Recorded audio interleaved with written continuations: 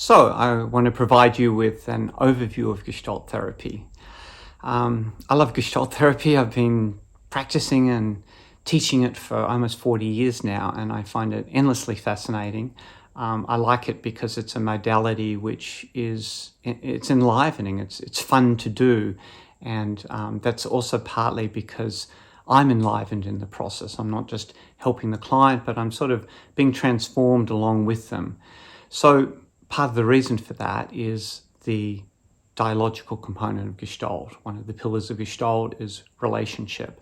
And so in Gestalt, what's special is that we pay particular attention to the Gestalt relationship, not just as a parental figure, although perhaps we may be like that at times, but also sometimes like a companion on the journey, or sometimes a person who's intimately involved, not sexually of course, but in the intimacy of what we describe as the I-thou connection in Gestalt. And when we have that experience of deep contact with someone, you could say almost a soul level of contact, which arises not from being a clever, knowledgeable expert who's helping someone, but through another human being who's genuinely accompanying someone who's willing to be moved ourselves.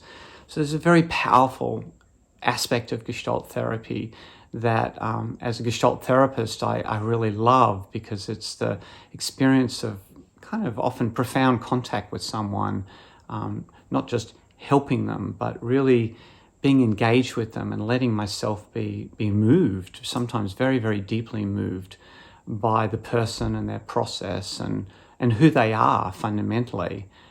That in itself is a healing experience for both client and therapist.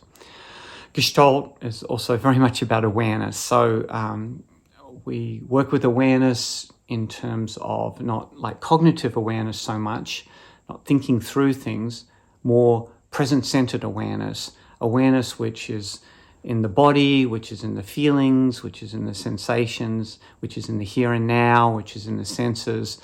This kind of awareness pulls us out of our thinking, which sometimes contributes to neurosis and imbalance and confusion, and draws the person into their immediate experience, which may be painful, it may be pleasurable, but that immediate experience is the living of life, and that's often what people miss when they move into, the trips that they have in their heads about themselves or other people.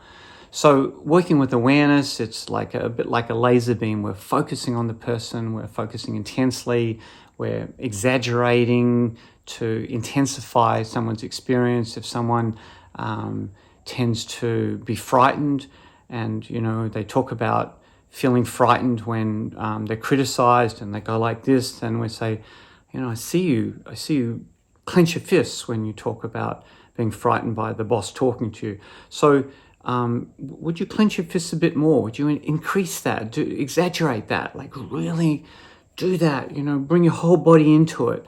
Feel yourself clenching up, clench really hard. So we step into awareness, we intensify that. And through doing that, we help the person own more fully what's going on, become more aware of what they're doing to themselves.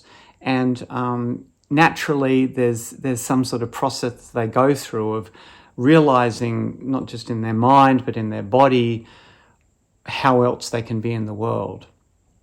The kind of awareness we're interested in is a little bit like mindfulness, but we don't teach mindfulness. What we do rather is we guide the person into how to be present with their experience. And that includes taking things from memories from the past or future fantasies and bringing them into the present moment. As you recall, your mother walking out, what's your experience right now? So everything's brought into the present, which makes it workable with. Otherwise, therapy just becomes kind of talking about mostly. Another thing that saves us from talking about is the movement into action. So Gestalt is very much an action type of psychotherapy. We do things, we try out things, and that's the realm of the Gestalt experiment. We find out where the edge of the person's awareness is, we find out where they're stuck, and we step right into the heart of that. We try something out. We say, take a risk. If you afraid to speak up to a family member, a bully uncle. We say, okay, let's imagine that the uncle's here, or maybe I can play the uncle, and or you can play the uncle, and I'll respond, and we'll swap around. Or maybe I can be the uncle and pull the bully face and start lecturing you what to do, and you can throw a pillow at me. You know, lots of different creative ways that we can play with situations which are serious and difficult, bringing novelty into it, and fundamentally allowing people to have a new experience, so that the learning from Gestalt is not cognitively based. It's not because we're guiding the person or teaching them. Primarily it's from their own new experience and their own insight that comes from that. So Gestalt is not an analytical therapy. We don't want to put people into boxes or categories. We don't want to assign labels to them. What we want to do is we want to explore the uniqueness of their experience. That's the nature of working with awareness, with the phenomenological approach. And Gestalt is a holistic philosophy. It's a holistic practice. We look at the whole person.